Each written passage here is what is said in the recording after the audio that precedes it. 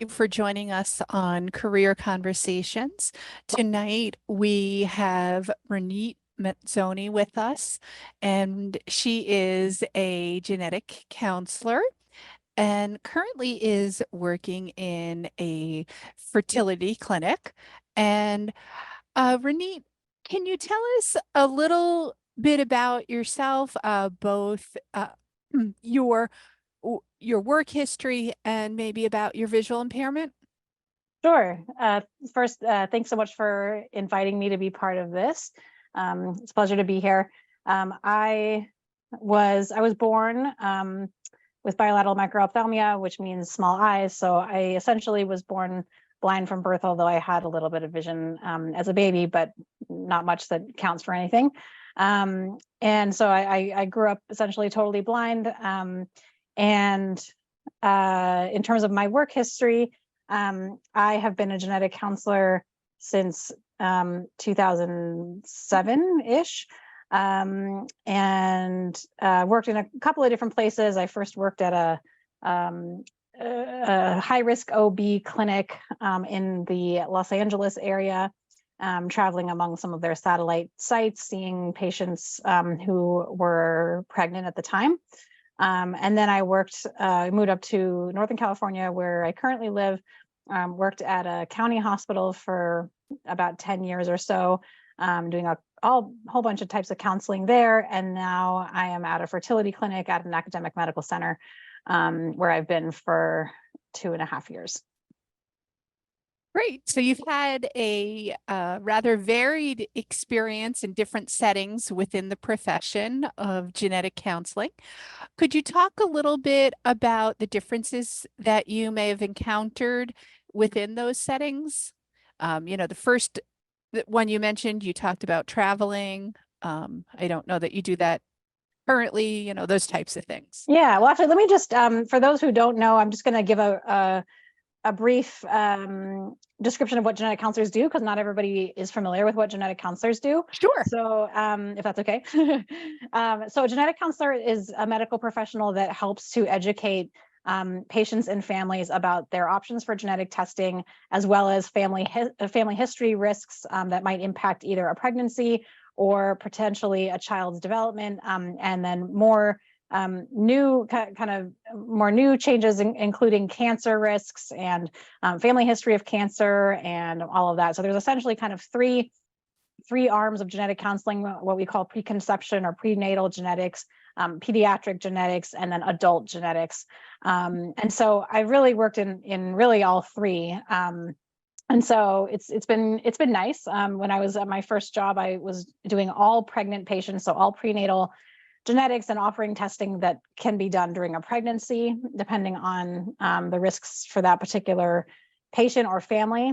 And then when I was at the county hospital, I saw everything. We did a lot of pediatrics, but I did do a lot of cancer counseling and adult counseling for other indications, and of course a lot of prenatal as well. And that was for a population of primarily Spanish-speaking patients, which was really rewarding because they often didn't know what all we could do to help them.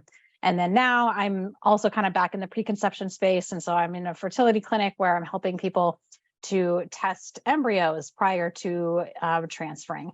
So yeah, it's pretty varied. I'm excited that I get to kind of be in this niche now. I've been wanting to do that for a while. So when that job became available and I was able to get it, it was pretty exciting.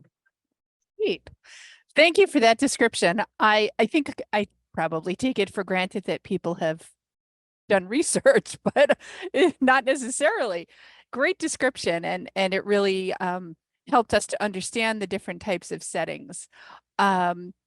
So in your previous work, you were working with families that were not native English speakers, so that would require using an interpreter. Can you talk a little about how, as a person with blindness or low vision, that any challenges in those areas? I actually didn't find that was challenging. I mean, it was challenging because it's always challenging to work with an interpreter. But it was very rewarding. I got to know the interpreters pretty well. We actually usually used phone interpreters. so they were never really in person with us. But I, of course, had my favorite interpreters, and they would, of course, interpret everything I said. So I would always Right. introduce myself to families and say, as you can tell, I'm blind, I can't see, please make sure, you let me know if there's any questions that I'm not noticing. And then we'd end up talking about it with the interpreter, and they'd say, oh, I didn't know you were blind, and all this kind of stuff. So it was kind of fun. I always liked it. Yeah. Working through an interpreter is a very different experience, and the better interpreter, the better an interpreter is, the easier the job is for you as a counselor, I assume. Yep. And so, um, can you maybe speak a little about any accommodations that you use in the work setting? Yeah, so because I am totally blind, I use a screen reader. I'm using JAWS. I also have a Braille display, which I use mostly for note taking, although I can connect it to phones or computers, whatever. But I Mm-hmm. typically use that for taking notes during a session with a patient, which I then use when I review things before and after the session and writing my documentation. And that's really it. I don't really have much else that I use, but having a screen reader work seamlessly with medical records is always challenging. So I think that's been the biggest challenge kind of throughout my time working, and as medical records systems change, and as I change employers and things like that, that's been a challenge. It's working relatively well, but convincing others that it does work, and also making sure that things are installed the way they should be, can sometimes be a challenge. Right, right. So with regards to the medical records and accessibility with your assistive technology, um, have you had to do any advocacy to help make those systems more accessible to you as the clinician? Um, I did at first talk to people working on the medical record system. Thankfully, the medical record system that I used at the county hospital is the same as what I'm using now. But it has definitely changed over time. Thankfully, it's gotten better and not worse. But at the beginning, I talked to them a lot, because it really wasn't accessible at first, or it was just very, very, I could only use parts of it. And it didn't really go much of anywhere, but I kind of used a combination of trial and error and a little bit of JAWS scripting at the very beginning to help me learn the program. But I kind of figure I over time, as I learned the medical record system better, I was able to kind of get around things that were difficult, and that's pretty much how it goes. As long as I have some time to kind of fool with it, I can get it to do what I want it to do. Great. And so, I know when you were interviewed for your promotional blog, you spoke a little about meeting virtually with clients. Do you find any differences when you meet virtually as opposed to face with clients, Yeah, there are patients? there are some differences. We are doing pretty much everything virtually now for many reasons, COVID being the main one, and now the clinic has no space for me to even be there in person. So Oh. so I sometimes go there in person for certain types of patients, but the majority of them Mhm, are mhm. done virtually. But I think sometimes it can be a little bit harder to build rapport with someone on Zoom or on a telehealth platform. I think anything anyone would say that. I think that's not specific to blindness. Correct. Yeah, I would agree. But I think, but I do it so much that sometimes it goes better than others. And I do usually disclose my blindness even on Zoom, which I kind of thought about and kind of went back and forth on for a while, because it's not always obvious that I can't see.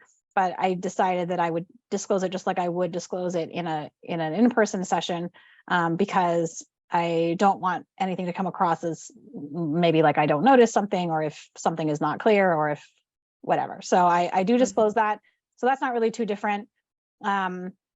It doesn't tend to come up really as much because they're not seeing me walk into a room with my cane. So I find that we don't really discuss it after I initially disclose it. No one really mentions it. Whereas I think at my previous place of employment, it would often come up at the end as I was leaving or getting ready to go, and patients would want to talk about it a bit or ask questions. So Great. Let me and let's see, I already asked you this. Hold on a second. I'm sorry, I lost my place in my question list because I rearranged the order here. There we go. Okay.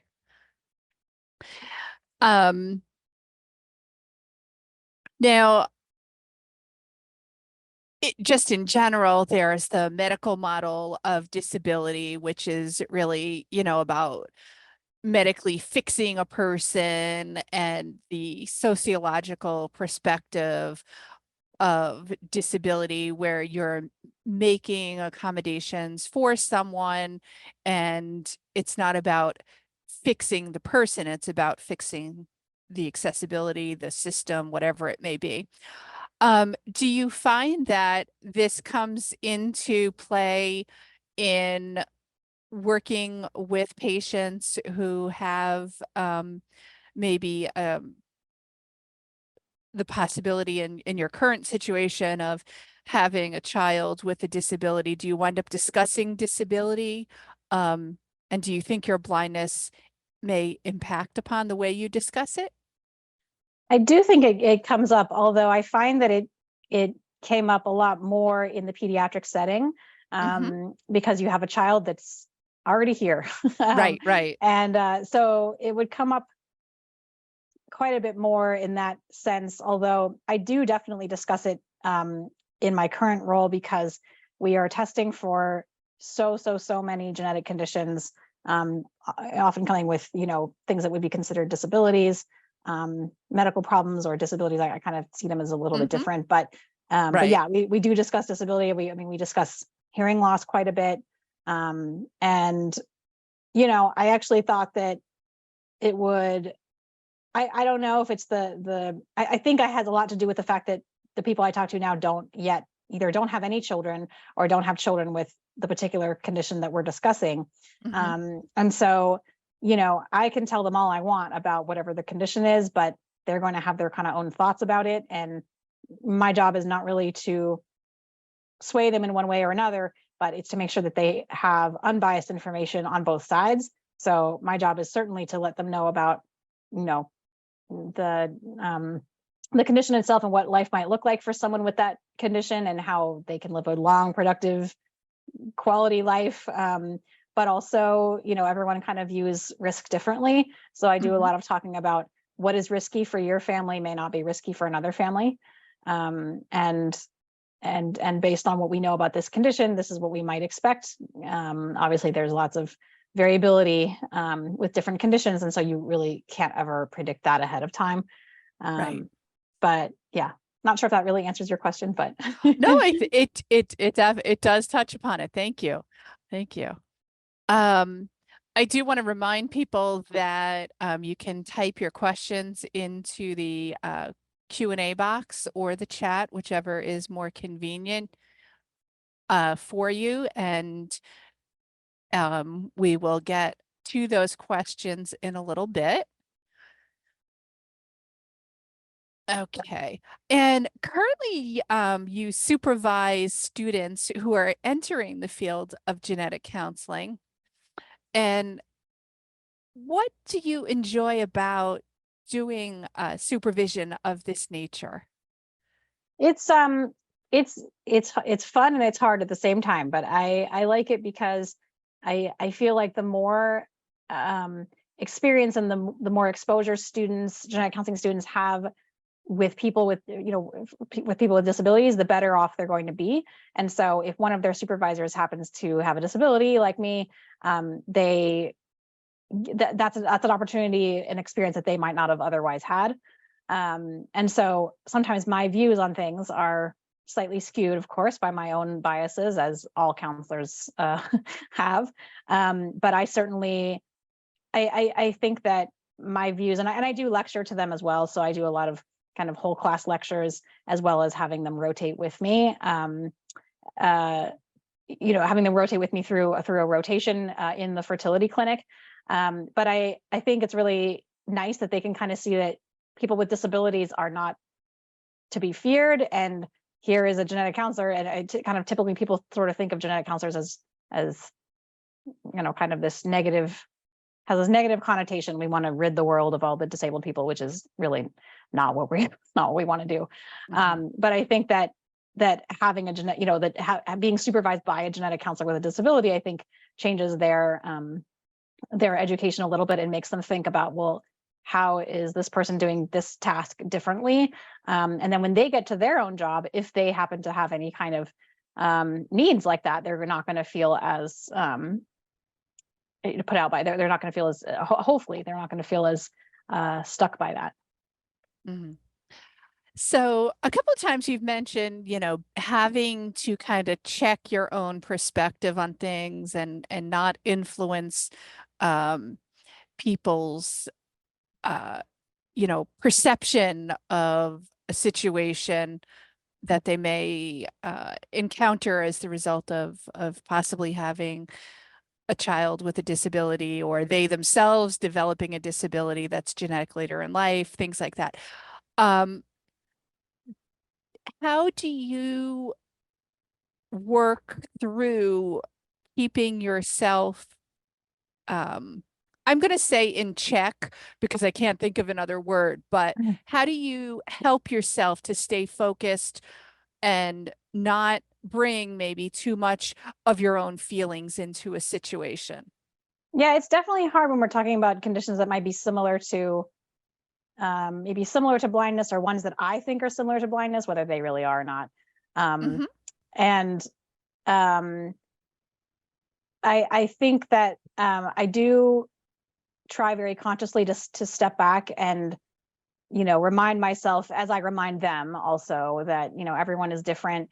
Everyone's view of what they can handle and what they can't handle is different, and it is not for us to say who, we are not here to be paternalistic. We are not here to Right. take away their autonomy. Nope.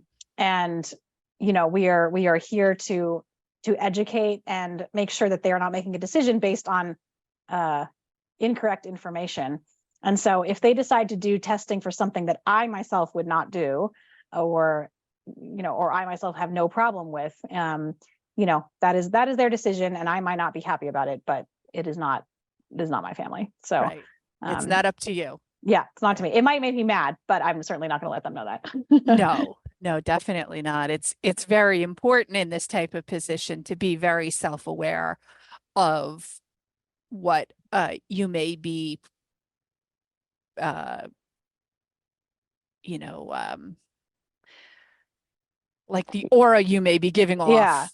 And also, I mean, don't know I how do else to hope, say it, but no, and I do hope that, and I think this came across a lot better when I was doing pediatrics, but I do think that, sort of this passive education that I might be doing. So just the fact that I am in this position, I am working, people are seeing me do this position. Again, it comes across better when people see me in person, I think, Mhm. than it does on Zoom. But I think when people see me in person and doing a job, walking around a hospital, doing things successfully, there's sort of this passive education that I like to kind of think of it as passive education, that it kind of occurs without even talking about it, because they are seeing that, and whether Right. they really are integrating that into the rest of kind of their disability view or not, I feel like it still could be helpful. So you're seeing that someone is here in a medical setting, but they have a disability and they're working. Well, how can you say that some other disability wouldn't be just as manageable, I guess, if that makes sense. Great. So I know that in genetic counseling, they use things like pedigree drawings and things like that. Coming from a social work background, we use genograms and things like that. How do you handle stuff like that? Yeah, with the pedigree drawing and. it's a great question. Yeah, we draw these pedigrees. They're basically visual representations of what a family looks like. And so, we have, just because of a kind of an example of, who's related to who, but like circles for females and squares for males, and drawing lines to indicate children and what they may or may not have. And so yes, that was one of the kind of initial things when I was in school that we were like, I don't know how I'm going to do that. Initially I was dictating pedigrees to people, but obviously that's not something that can be done. And I really don't want to have a scribe if I can handle it. Right. I did try some pedigree drawing software that had existed at the time. This is many years ago now. And it wasn't super accessible. And so at that time, I was currently dating my now husband at the time, and he actually is a programmer, and so he wrote a pedigree drawing software system for me to use, where I just kind of enter things in a sort of a text way, and it draws the pedigree. And so that's what I did, and I basically use that ever since. Now there's a lot more out there, even some free programs that are that I think that I probably could use, but I've been using this ever since the beginning, so I'm continuing to do that. So it creates if a it's not broke, don't fix it. Yeah, it creates a PDF, and I can just upload that to the medical record, and everyone loves how beautiful they look because they're not hand drawn. So, so you have an advantage over somebody that's sighted. Yes. Great. So any final words of wisdom before we turn it over to Richard and Katie for additional questions? No, let's just do that. Sure. Okay. Well, let me ask you a question. I really like the comment about passive education, but also, Ronit, when you talked about the pedigree and how you worked organically with your now husband to come up with that kind of an accommodation, what other were there any other accommodations that you kind of crafted on the fly, or did you get any pushback from your professors while you were going through these studies, and that blind people can't do this? Were there any barriers, or how did you overcome those? Certainly the pedigree, the work setting. Yeah, there's lots of barriers in different ways, but yeah, I mean, definitely the pedigree drawing stuff was like the first sort of like big hurdle, but like thankfully it was kind of halfway through my program when we sort of got it working, and everyone was kind of like, oh, well, okay, I guess that's great, and so I didn't use it at the beginning of my rotations. Sure. but that was okay. And then I mean, there were definitely other I think the hardest part about everything from school to finding jobs to all of that was really people's perceptions of my perceived incapableness, I guess. And so that really came through, like, I had a rotation during school where I got a C, which is basically failing. When you're doing this kind of work, you can't get a C. She might as well have just given me an F. But she didn't think that I could do pediatric genetics because I couldn't look at the children and give my 2 cents on what they looked like or what they might have or whatever. And so that was really frustrating. And I had to repeat that at a different site with a different supervisor. And I think that was kind of the start of the whole, I don't know, I kind of assumed at that time that maybe it was just her and maybe it was just kind of a fluke, but really it should have prepared me for the rest of the difficulties kind of finding jobs. And I think there's a lot of convincing that you have to do when you're working in the medical setting, and there's not a lot of people who are disabled in the medical profession. So we have to kind of fight against this kind of medical model of disability all the time. Yes. And so it's really, I think that makes it hard. And so like the biggest challenges were really like people's attitudes toward what I can do. And so convincing them to actually hire me, even though I always got tons of interviews, and I had no trouble getting interviews at places, but I did have trouble actually like getting hired at places. Yeah. And even this third job that I'm now on, you would think that after all these years of experience, it would be easier, but it wasn't. We had a real rough start with the software, and they weren't sure I could do it. And they kept telling me that maybe someone needed to watch me do these tasks and see if they could be done. And it was really really demoralizing. Sure. And it was very stressful. So yeah, I think that's probably going to continue. I think it's like a continual thing. Hmm. Well, thank you. And Katie, I believe we've got several questions in the chat. We do, yes. So if you're ready, and I'd like to ask this one first because it actually was my question that I had, and one of our audience members asked it. So the question is, how did you become interested in the field of genetics? Yeah, that's a great question. I learned about it in an AP. So I was always interested in kind of health related things. I wasn't really sure what I wanted to do with that, but even as young as like middle school, I always liked like the health topics that we learned about in science. And then when I was in high school, I wanted to do AP biology.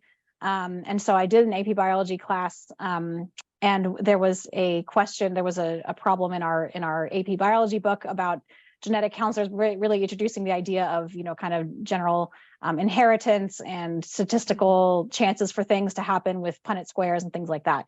And so it said, a genetic counselor is doing this or that. And I thought, genetic counselor, that's interesting. I don't really know much more about that than other than kind of what the book, kind of led you to believe. And so then in senior year of high school, we had to do a career shadowing project, which was really great.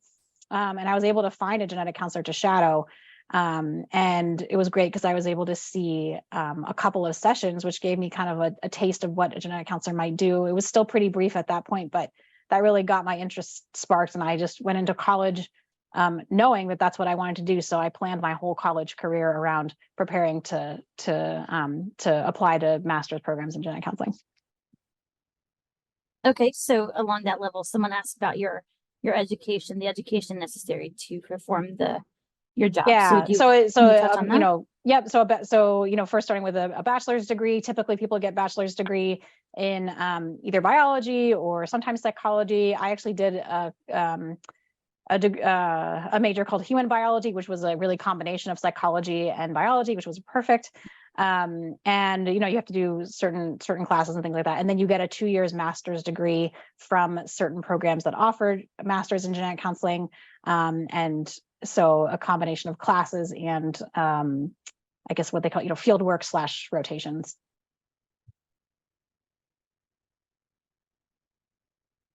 All right. Our next question is asking about if someone else who is blind is interested in the field, what advice would you give them, especially during the internship and job search phases of their exploration? I think the biggest thing I can say is, be persistent. Keep trying. There's going to be a lot of rejection and a lot of difficulty. And, there were times even during my master's program that I thought maybe I should drop out of this program. Maybe this is not what I should be doing. And I'm really glad I didn't, but it was really hard to kind of see that at the time. I think that my persistence is really what helped me to eventually be successful, because if I had let any of those difficulties kind of stop me, I would have stopped pretty early on. And then you don't, and then you kind of lose your dream. So I don't know. I feel like the biggest advice I can give is, if this is what you really want to do, with anything, it doesn't really matter what it is, but certainly something that has to do with the medical field, where I feel like it's slightly harder for people with disabilities in general. Be persistent and keep trying to think outside the box, keep trying to come up with solutions. There's always a solution. It just needs to be found. Ronit, have you met any other blind geneticists or people in the field doing similar work? So I have met a low vision genetic counselor who actually has been practicing for many more years than me. Mm-hmm. And she went blind. She started to lose her vision during her graduate program, which is very difficult. I can't imagine having to do that. But it was when I met her, or when I found her, I couldn't really get a good sense of, I couldn't use any of her strategies because she was actually using large print. Sure. And she was using a CCTV to draw her pedigrees and things like that. So it was interesting to talk to her, and we had very similar experiences, but I had hoped that she would give me some tips, but it wasn't things that I could use. And has anyone come to you say, hey, I want to do what you do, I've heard about you, or have you had that kind of mentoring opportunity yet? A couple, although people have said that and then they end up choosing not to do it because it is a Right. lot of, it's a lot of science, a lot of Sure. science. Great questions, and do feel free to keep them coming. You can put them in the Q&A box or the chat.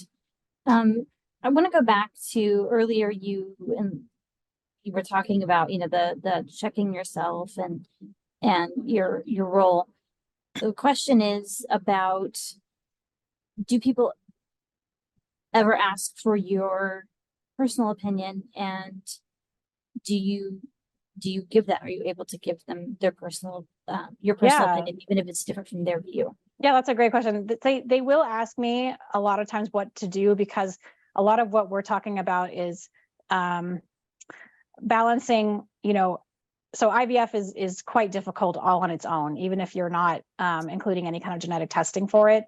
And so I understand IVF pretty well. I myself went through it, but also, all my patients are essentially doing IVF. So yes, they will ask, what should I do? Or should I be testing for this? Or is this something I should really be worried about? And I will tell them, especially if they specifically ask, do you have an opinion on this particular thing? Or, and I'll tell them, because a lot of my opinions come from a combination of knowing what the condition is that we might be faced with versus how difficult is IVF to do. Are we likely to get embryos that, that are quote unaffected, right? Or that are quote normal? Are we likely to get that? And also making sure they remember that, like, we could test for a million things under the sun and you could still have a baby with something that we didn't test for, because it's impossible for us to test for everything. So yeah, if they do ask me, I certainly don't tell them if they don't ask, but I do find that it does, if they do ask, it means that we're having a better session, and the rapport is good enough that they feel like they want my opinion, and I'm happy to give it if they ask. I think your lived experience, if you choose to share that with them, probably would give them a very different viewpoint in your relationship with them.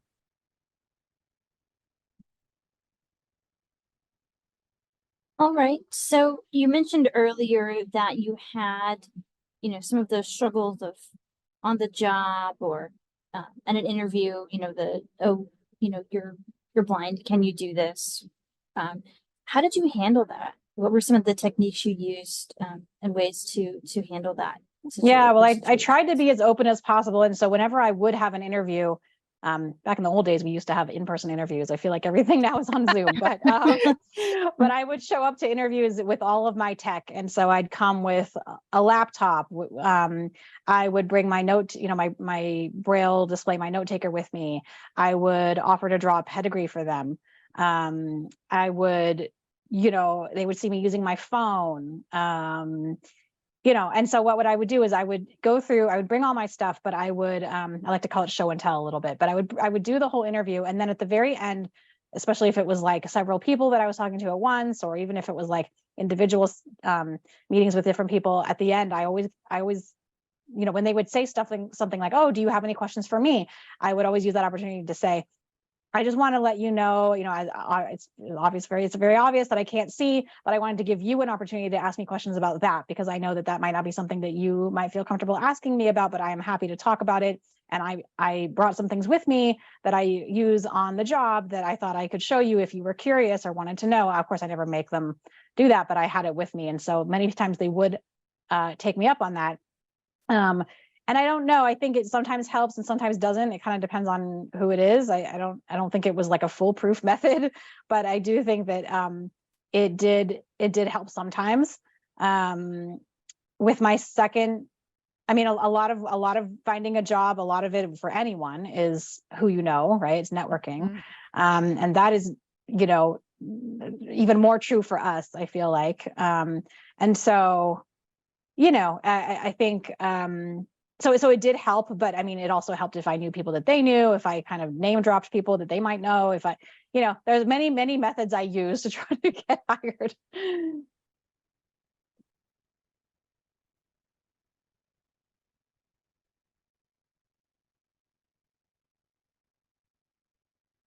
I'm not seeing any open questions right now or any new questions that have come in. So, do you feel that Braille is an asset for you personally when working with a client, a patient, Oh, yes. as opposed to, say, using speech?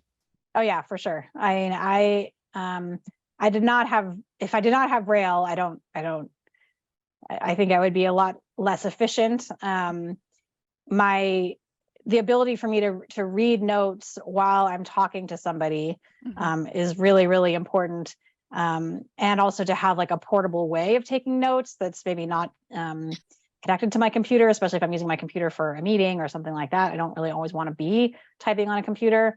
I can also do it a lot more discreetly. Sometimes I'm sure people remember going to doctors and hearing them kind of type as you talk, which is fine, but it does kind of make it feel like they're not listening. Yes. And Yes. so yeah, I Very noticed that a much. lot. Uh-huh. So I mean, I can have my Braille display on my lap, and yes, I'm typing, but I mean, I'm not looking down at it. I'm not, I think it's pretty discreet. So yeah, so Braille is essential. And my question is, Ronit, going through school and getting to where you're at now, was voc rehabilitation supportive of your goal, or was there pushback? That's a good question.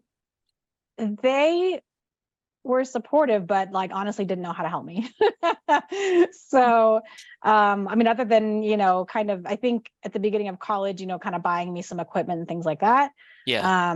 But I think after that, it kind of dropped off, and I was basically doing things on my own. And I wish I had had a little bit better support, honestly, but yeah. Yeah. And I think there was a question that snuck in there, Katie. How do you Yes. see AI impacting your field? How do I see? Well, Hmm. well, I guess like everything else, that's been sort of up and coming with accommodations for blind people. I it's not really with my field, but I recently got a thank you note over Christmas time. I got a gift and a thank you note from a patient, which was really lovely, and one of the first that I've gotten, especially at this workplace. And there was no one else there in my office when I was looking at it, and so I took out the card that was in the gift bag, and I thought, oh, I'm just going to see if I can read this. I'm just going to see if Yeah. Be My Eyes can read this, and it did. It read it perfectly. And of course, the handwriting, I found out later, was amazingly beautiful. What I was told, but it was a handwritten note that I was able to read by myself. So again, not part of work, but it really sure made me feel pretty independent that day. No, I've done the That same is recently with cool. greeting Yes. cards, and I was like, oh, I don't have to have someone over my shoulder telling me what it looks like. And Yeah, it and was neat. it was really it was amazing. So I think Yeah. of going to school today as a 20-year-old studying whatever I would study, and having the tools we have now in our hands. yeah, I mean, Yeah. there's so many things you can do with it. I think AI, everyone is asking in terms of AI, like genetics and AI, and this question comes up a lot, like how can AI help us in genetics? And I think that they're using it a lot in sort of the lab setting and like trying to automate testing to make it faster. We're trying to use it in the medical setting. We're like, I'm not using it, but some doctors are trying to use it to answer patient questions that come in through the medical record, because there's so many written patient questions that come through, and it takes so much time to answer them. The questions that come to me are a little too difficult to have AI help, but I've seen kind of how it does it, and it's kind of cool. So kind of following up on that, do you think there is a risk, or what are your thoughts on the of AI reducing the demand on your services? Or do you think there'll always be a place for you can coincide together? Yeah, I think there'll always be a place. I think, I mean, AI is great for certain things, and I think that actually some genetic labs are using it for initial consults with patients who have like positive test results that need some basic explanation of what their test result is. But when it comes down to really like the more difficult parts of it, I think there will always be a place for genetic counseling. a human has to be involved in the decision making, or and helping people make decisions and helping people Sure. kind of work through their decision making. And I don't think AI can ever do that. So I have a question regarding, you mentioned that you supervise interns on their rotation through your clinic. What would some other areas be that somebody might be interning in? Oh yeah. So everyone does a slightly different kind of group of ones depending on the availability, of course, but we have lots of different, so they'll always do a prenatal rotation. So in a high risk pregnancy setting, they will always do some sort of pediatric setting, and that could be sort of general genetic pediatrics where kids are coming in for a multitude of reasons, but developmental delay and things like that is one thing that we see often. Or they could be doing even more specific things like pediatric neurology, where seizures is a concern, and we're doing genetic testing for seizures. There's a whole cardiology cardiogenetics group, and so they often rotate through cardiogenetics. They often also will rotate through non-direct patient care settings. So they will rotate through a lab and work as a genetic counselor in a lab setting, helping to write reports and coordinate testing with ordering providers. Yeah, so that's a whole nother kind of portion of genetic counseling that now they're being trained in that we weren't trained in back then in the old days. But yeah, things have changed. And then I think I'm trying to think if there's anything else. I think those are the main ones. Oh, and cancer, of course. I can't forget. And always go through cancer. So there's always a cancer rotation. Great. So there's a wide scope of different types of environments that people could work in. Yeah. Yep. And if they end up rotating with me, it's because they've said that they really are interested in fertility. I can't take all the students. There's usually, at least in the program that I'm helping with, there's 15 a year. So that's quite a lot. And I can't, there's not enough time, but they will rank ones that they're interested in. So fertility might be one that they rank highly. What do you do for your own professional development, or what does your employer provide? Are there lots of conferences you go to? I'm sure there's always something to learn. Like how involved is that? Yeah, there's always something to learn. I try to do as much as I can with online webinars and things like that. I did go to a conference last year, which was it was a lot. It was a very big conference for ASRM, which is the American Society of Reproductive Medicine. So all of the infertility physicians and nurses and everyone else who works in clinics and some genetic counselors all go to this really huge meeting. And it was not very well accommodated for me. I had a hard time. But I was glad to have gone for the experience, but I try to do a lot of stuff online if I can, but I do have to continue. I have to keep up my continuing education credits for my certification. So yeah, so I have to do that and have to find ways to do that. That's a follow-up question that comes up, I think, in certain sectors. You didn't get accommodated very well at this conference. Were there people who came to you and go, oh wow, I didn't think blind people could do this, and they were awed by you, and then did you any advocacy work to say, hey, look, I need this or that to really be a part of this conference? Yeah, I tried asking the conference organizers for help. I really just wanted someone to help me get from place to place in this very, very large convention center. Sure. And that's really what I wanted. And they initially said that yes, they could provide me with somebody. And then they came back and said, actually, no, we can't. And sure. I told the head physician at my place of employment, and he is pretty, he's everyone knows him. But even he couldn't get it done. I asked him to kind of help me, and he was very supportive. Yeah. He was very supportive, but he wasn't, there was only so much he could do. So yeah, it was tough. I don't know why that was such an issue, but yeah. Do you use services like, I know IRA, it's a paid service, so they're able to help with more yeah, I thought about doing that, but this was such a huge, it was 8,000 people. Yes, oh, wow. At this conference. Yes. It's I couldn't, I just could not. No It was just really no way. I ended up having to bring my mom with me, which I was super embarrassed about. But you know, she offered, and I Yeah. kind of made a point. And once she did decide to come, I did actually make a point of like telling certain people that she was there to help me. Just to like make it clear that like this is kind of ridiculous that my mom had to come with me. Right. My husband would have wanted to come, but we have kids, so he couldn't come. Sure. But that would have been a little bit better if my husband had been able to come. But I don't want to have someone. I should not need someone to come No. with me. Right. So Yeah. But I think it also, you know, raises the issue of, you know, there are aspects of life just in general that are more difficult for us as people who are blind or low vision because it's not designed for us. You're not going to go to a 3-day conference and like learn this, you yeah. know, huge layout and then When you're try to trying to worry figure out. about your curriculum, what you're Right. trying to You're get trying to, Right. you're trying to figure And out how yeah. to sign in on all the sheets. I did it. So I said, there has got to be a way for you to mark my attendance without me having to sign in on the paper sign-in sheet. So that I was like, I'm adamant that like, in order to get these credits, I need a way. So they were able to work that out with me. We came up with an alternative system and I was able to get that worked out, but it was the mobility that was the most difficult part. yeah, I mean, because like the sighted people just, you know, walk along the hallway and bop along and they Yep. look They up just and look it's at like, their oh yeah, signs there's the and room. Well, Yep. I will And- say though, having attended a conference previously this year where there were about 5,000 people, the sighted people get lost too. So Oh Oh, yeah, yeah. no, Oh, they they definitely do. do. They They definitely definitely do.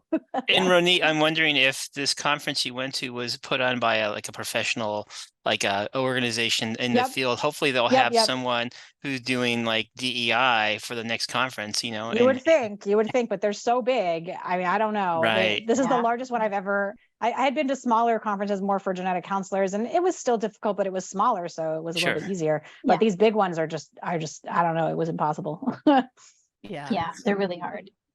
We had a comment come in that said, moms are great for that. And yes, they absolutely I mean, are. I love my mom. Don't get my mom is Yes. amazing. I Well- credit my parents with so much. I mean, they did they did amazing. So thank you to my mom. But you know, Yes.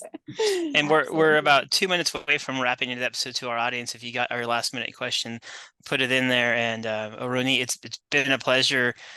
We put the bio blog that you and Amy did on the chat. People, you can go and read that. And I really like this work. In this year, we're focusing on STEM, a lot of STEM careers. So it just fits right in just well. And thank you so no, much. thank you for inviting me. It was fun. Lori or Katie, any last minute questions? I don't see any. think Or from so. yourselves, yeah. Oh, nope, nothing from me.